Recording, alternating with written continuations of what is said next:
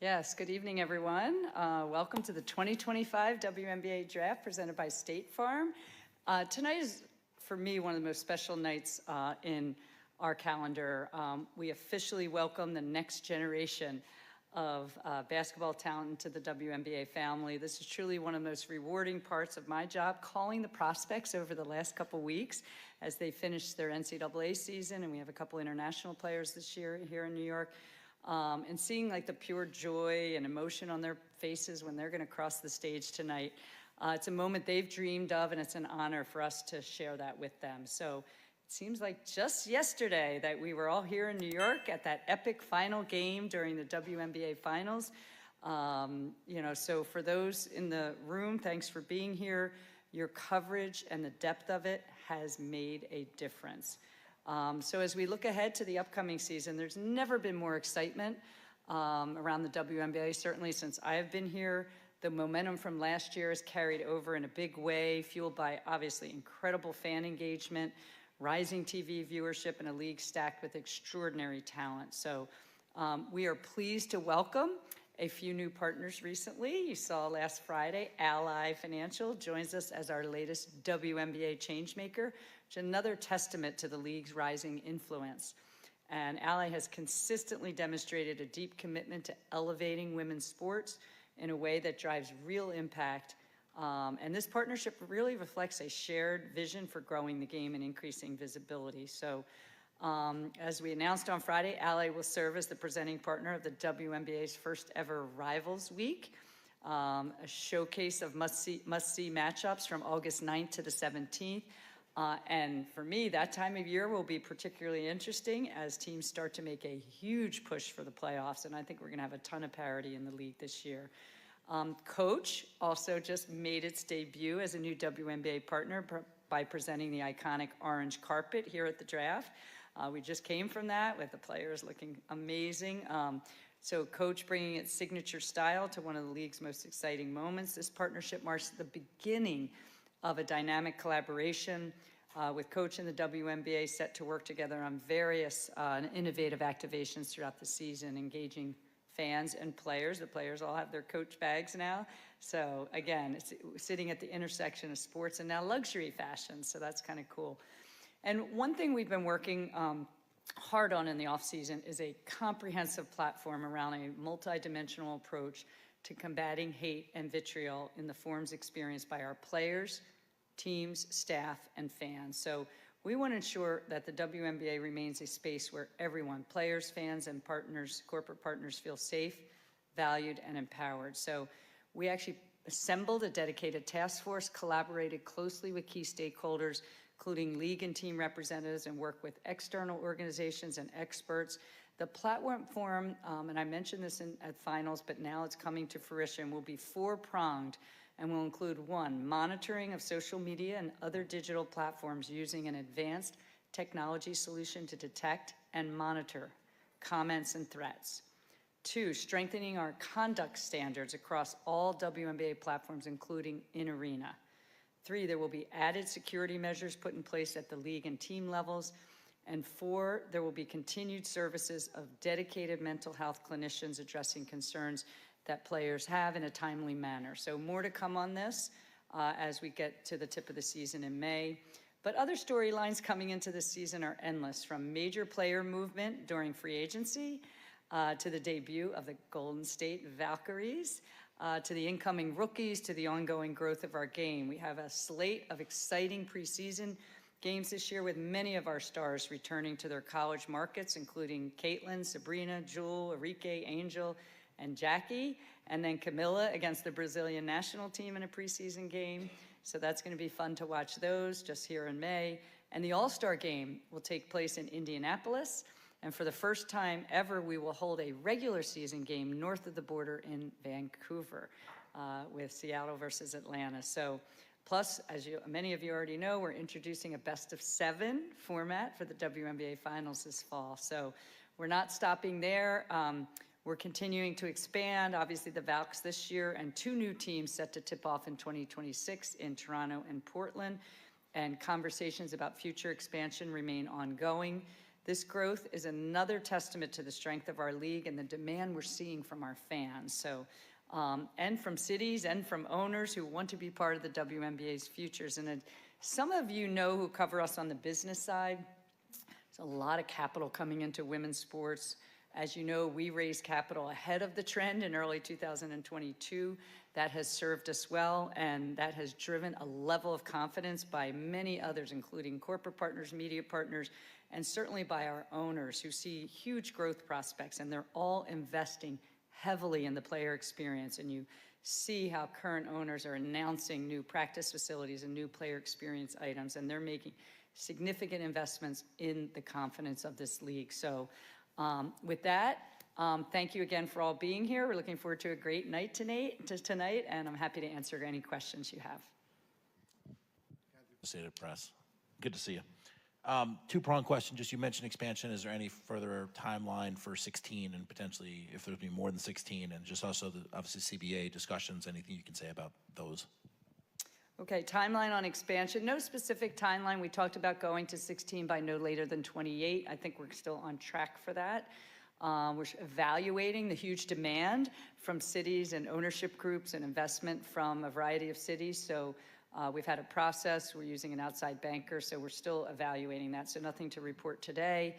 And CBA, I knew you would all ask me about that. Obviously, we've had several meetings with the Players Association. We continue to talk. This is something we do every 5-6 years. So we're in process of discussing what's important to the players, owners, et cetera. So nothing to report. We're in the, I would say, kind of the early phases, but certainly it's something we'll continue to talk about with the Players Association. Again, I'm really optimistic about the future of this league based on my comments I just made, and certainly optimistic about coming to a transformational CBA at some point.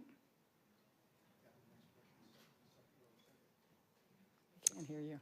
Hi, Cathy. Jackie Powell with The Next. I'm curious where the league is at with the investigation of the Las Vegas Aces following the $100,000 bonus payments to each Vegas player by the city's tourism board from last season. So where's the league at with that investigation? Yes, thank you, Jackie. So that investigation is ongoing. We have hired outside counsel to do an investigation. I think there's a lot of document requests and things like that, so it takes time. So nothing to report at this time. Still ongoing on our outside counsel. When we have something to report on it, we will let you know. Cathy, next question all the way to your left in the front row. Hi, Cathy. Maddie Kenny with the New York Post.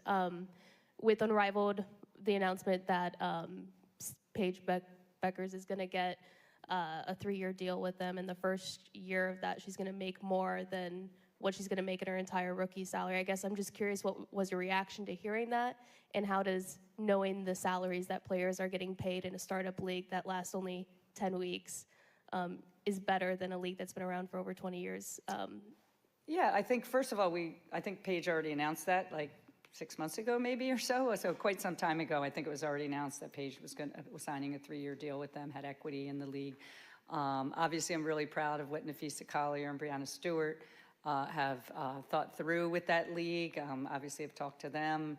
I went and attended back in February, so really proud of what they're doing there. Of course, we'll have, by the time we get done with 16 teams, over 190 players we need to take care of. So I know it's a lot easier to do 30 in one spot. So we obviously travel the world and the US and have a big platform. So I think what the WNBA offers is a huge platform to our players around their corporate partners, around activating. I mean, there's not one ad spot, I think, today, not one sporting event where you don't see an ad spot with a WNBA player in it. I think it's pretty cool, whether it's State Farm or Nike. I mean, Nike's first Super Bowl commercial in many years had WNBA players in it, and you just continue to see so many of our corporate partners step up and put our players into their ad spots, and that's a great sign and symbol. And anything that raises the game of basketball, too, of women's basketball, obviously we support, and we, are thrilled with the momentum we have coming off the NCAA season, coming off Unrivaled, but certainly thrilled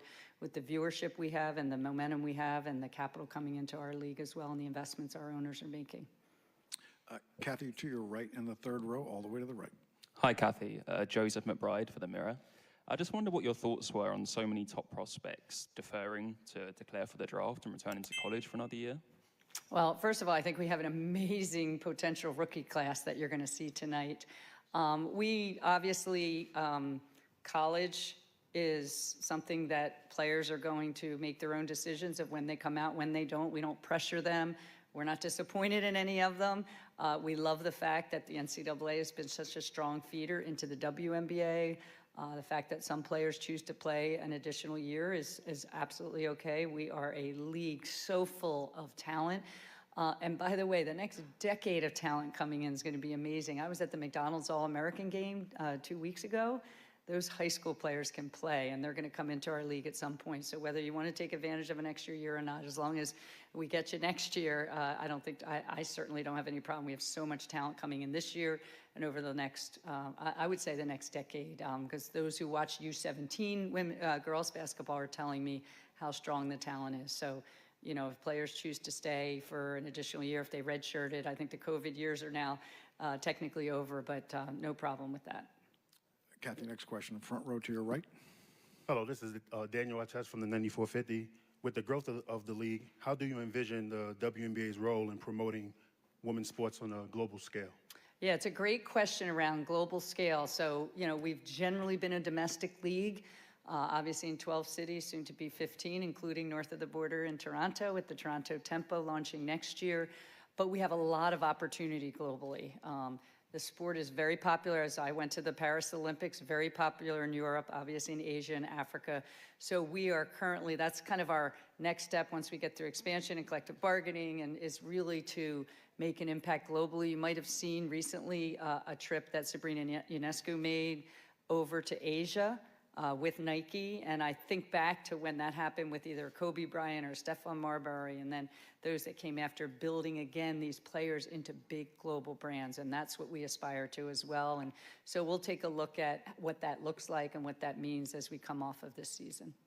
Cathy, next question, second row center. Hi, Cathy. Cassandra Negley with Yahoo Sports. Leagues borrow ideas from other leagues all the time. Since you spent time down at Unrivaled, what are some things you saw or experienced that you think you want to implement with the W, even if it's not this year? Yeah, it's obviously I went for 2 games, so I think the players played hard. They had fun. It's 3x3, so it's a little different, 2/3 court or even a little less than that. So, I mean, we're not going to take that away. We like our full court game here. So, again, I think just player engagement, that would be the #1 thing. But I think the game's very different. 3x3s, obviously some of the bigs struggled a little more than the guards and became kind of a guard and small forward game. So, yeah, there was nothing particular on the basketball side that I would do. I think on the kind of fan engagement side, I mean, most of the people I met there, I think 75% of their fans fly in for the games. Obviously, it's a very small fan base, I think 800 or so that go to their games. Obviously, we'll have 17, 15, 18, 20,000 at our games, so it's different scale from a fan perspective. But again, I think it's great that, again, growing women's basketball in a different way. Obviously, a different version of 3x3 is in the Olympics, not the 2/3 court, but, you know, the half court. So looking at that difference, I love the faster shot clock, quite frankly. I think that our game's already fast for those of you that sit, you know, lower in our arenas, really fast, but a little shorter shot clock is interesting. But we've piloted that in the past during our All-Star weekend, so that's kind of just a fun thing to do. So yeah, we'll look innovatively at anything that we think works that we could incorporate into our game. Cathy, our next 2 questions will come from the front row to your left. Hi, Cathy. Annie Costable, Front Office Sports. There was a report that came out today that said the union presented an outline for a CBA agreement in December that included significantly higher raises, and that the league hasn't responded to it yet. So I'm just curious if that's accurate, and if so, what's holding up the league's response? Yeah, inaccurate that any proposal was offered in December. Accurate that we're continue to meet and work together, staff to staff, and we recently got a proposal from the Players Association very recently, so we'll work on that as soon as we get through tonight, and we'll be meeting with the Players Association on that. But again, we've been here before. These things take time.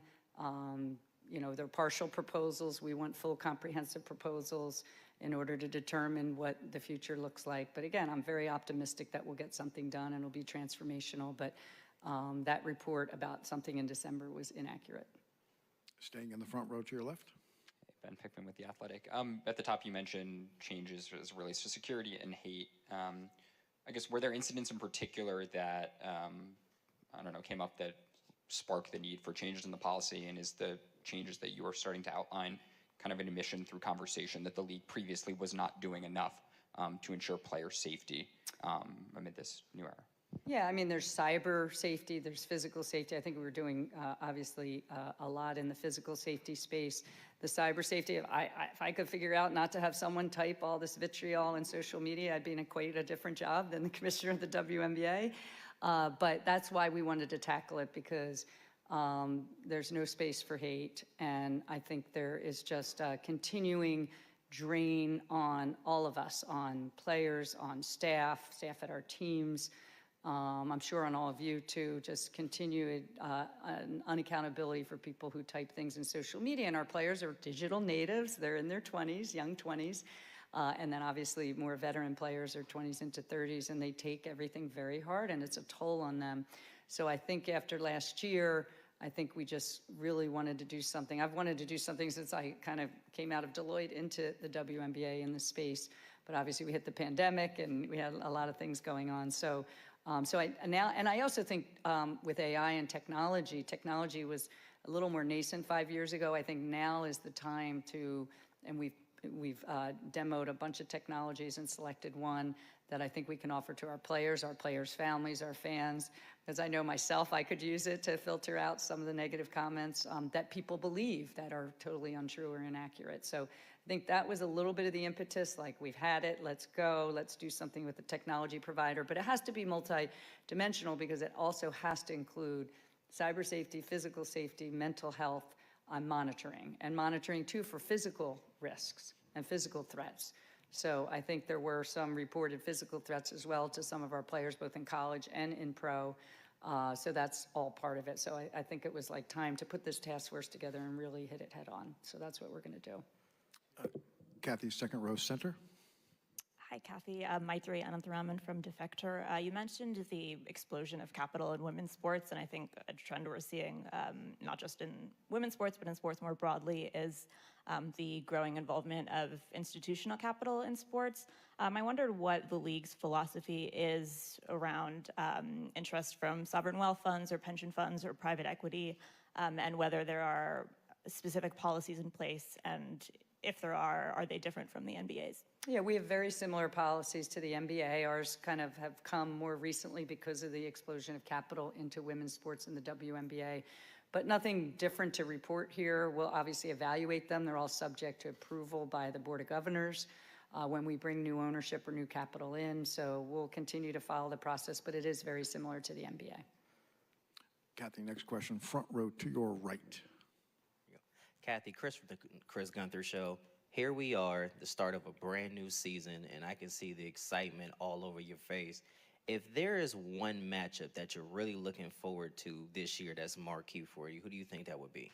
Well, I mean, during Rivalries Week, you're going to see a lot of matchups, but obviously the reigning champion versus who lost the game, so Minnesota, New York.